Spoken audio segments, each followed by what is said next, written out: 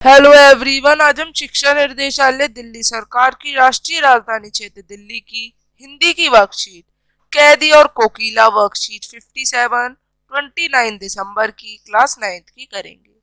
प्यारे बच्चों, इन कार्य पत्रिकाओं के माध्यम से आप पाठ्य पुस्तिका क्षितिज भाग 1 के पाठों पर चर्चा कर रहे हैं। तो आइए आज इस कार्य पत्रिका से कैदी और कोकीला का अगला हिस्सा पढ़ते हैं।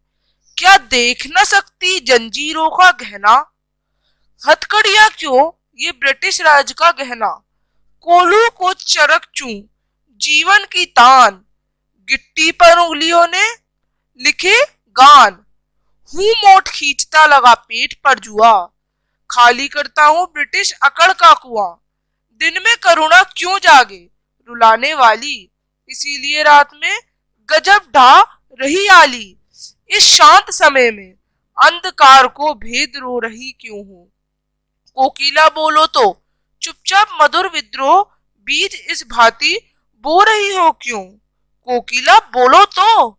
इस तरह से पोयम लिखी गई। अब कुछ शब्द हैं।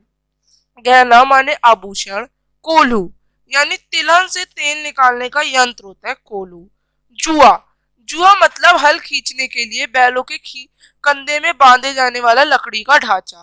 तो आइए इसका अर्थ समझते हैं। उपयुक्त गद्यांश में कैदी कोयल से कहती है, क्या तुम हमें इस तरह जंजीरें लिपेटे हुए नहीं देख सकते हो? अरे ये तो अंग्रेजी सरकार द्वारा हमें दिया गया एक गहना है जो कि हमें हाथों में पहने रहना है। इस तरह से कहा गया। यहाँ पे जंजीरों को ब्रिटिश के लिए गहना माना गया। अब तो कोलू चलने की आवाज हमारे जीवन की प्रेरणा गीत बन गई है।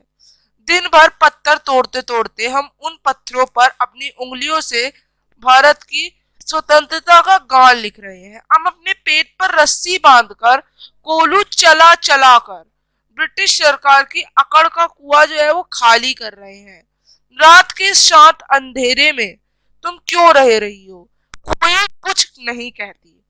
तो इस तरह से कभी कहते हैं, कोयल कुछ तो बोलो, तुम चुपचाप स्वतंत्रता सेनानियों के अंदर विद्रोह के बोझ पी रही हो, कोयल कुछ तो बोलो। इस तरह से हमारा अगला गद्यांश था। क्वेश्चन, ब्रिटिश राज का गहना किसे कहा गया? भेड़ियों को।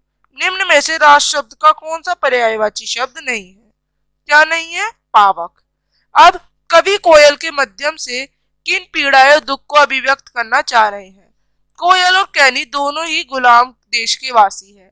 अंग्रेजों द्वारा किए जा रहे अत्याचारों के कारण वे दोनों ही दुखी हैं। अथवा जहाँ कोयल की हूक में वेदना भरी हुई है, वहीं कवि का दर्द उसकी रचनाओं में छिपा है। कोयल आजादी का संदेश दे रही है तो कवि अपनी कृतियों से लोगों जोश भर रहा है। हथकड़ियों को गहना क्यों कहा गया है? तो हथकड़ियों को गहना इसलिए कहा गया है क्योंकि हथकड़ियां जो है उनके लिए बंधन नहीं है, बल्कि कवि स्वाधीनता सेनानी है। कवि ने देश की स्वतंत्रता के लिए आवाज उठाई है। अपनी मातृभूमि जो है उसके लिए स्वतंत्रता के लिए आवाज उठाना कोई जुर्म नहीं है। इसीलिए हथकड़ियां बंधन न होकर उनके लिए एक तरह से गहना है। पांचवा प्रश्न है आप लोगों का, अर्धरात्रि में कोयल की चीख से कवि क्या अंदेशा दे रहे हैं? कवि का अंदेशा है कि कोयल कैदियों पर ढाए जाने वाले घोर अत्याचार को देखकर द्रवित हो उठी है। इसीलिए दुख के मारे आधी रात में ही उसके मुंह से चीख निकल पड़ी है। तो इस तरह से आप पांचों प्रश्न करेंगे। अब हम मिलेंगे अगली वर्कशीट्स के संग, तब तक के लिए बाय एवरीवन।